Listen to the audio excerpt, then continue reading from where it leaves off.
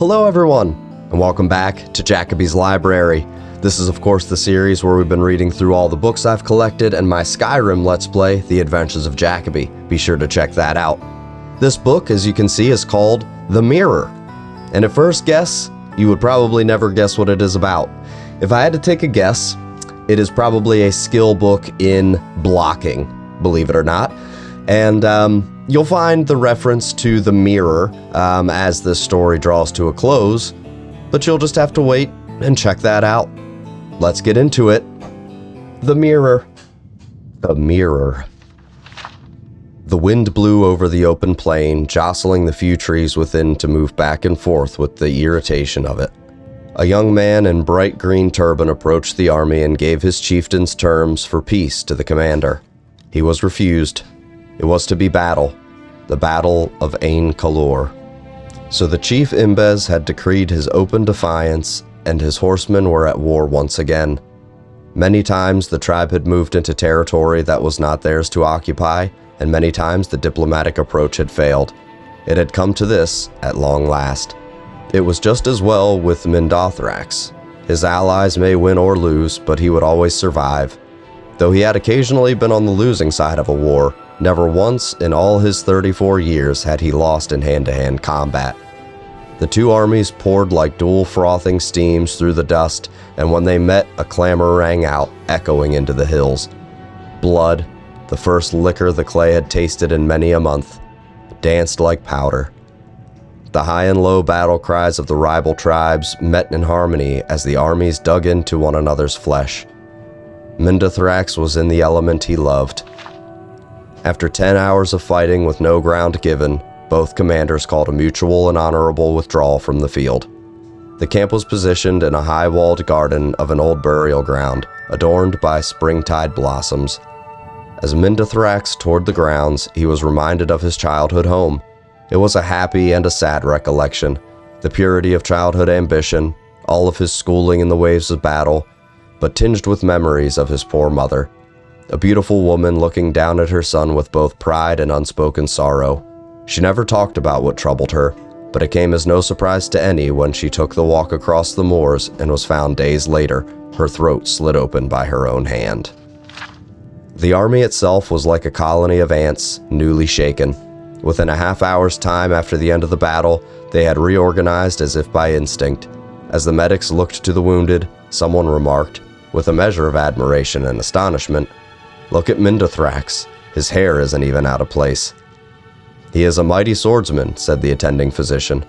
"The sword is a greatly overvalued article," said Mindothrax, nevertheless pleased with the attention. "Warriors pay too much attention to striking, and not enough in defending strikes.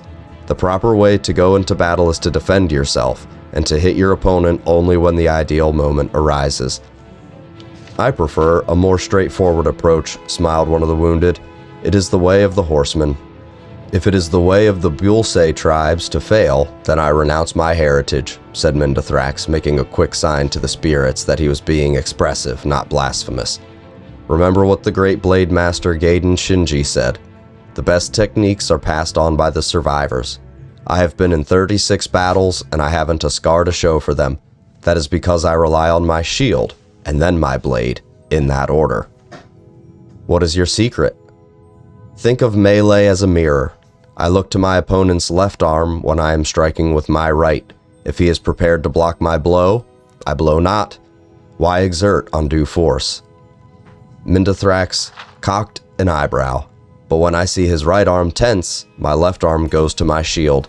You see, it takes twice as much power to send force than it does to deflect it. When your eye can recognize whether your opponent is striking from above, or at an angle, or in an uppercut from below, you learn to pivot and place your shield just so to protect yourself. I could block for hours if need be, but it only takes a few minutes, or even seconds, for your opponent, used to the battering, to leave a space open for your own strike.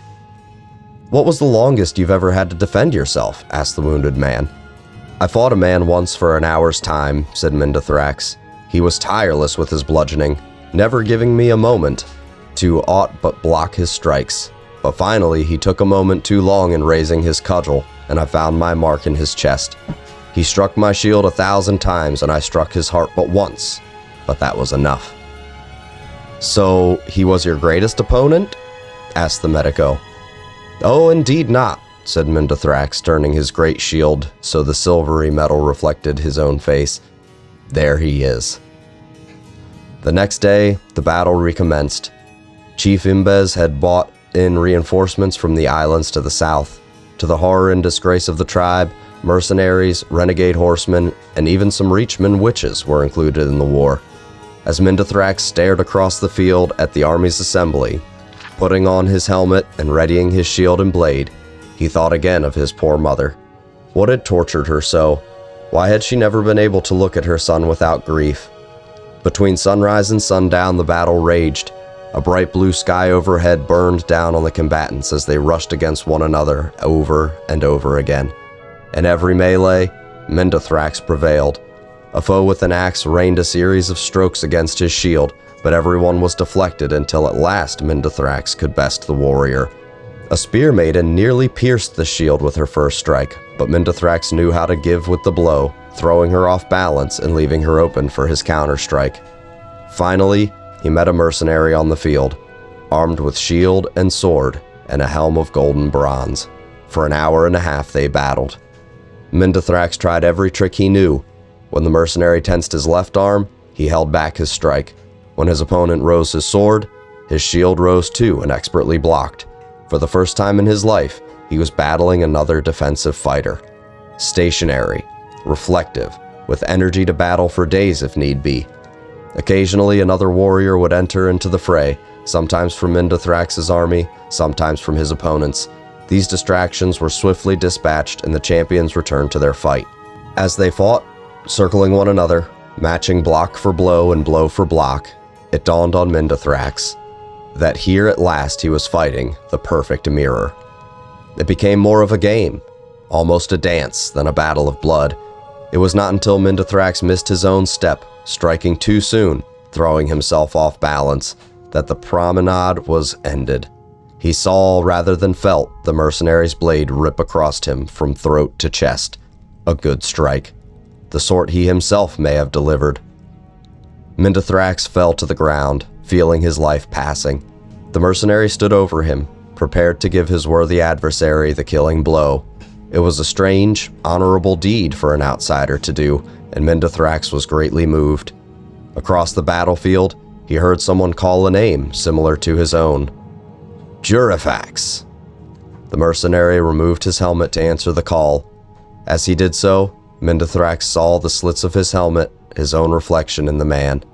It was his own close-set eyes, red and brown hair, thin and wide mouth, and blunt chin.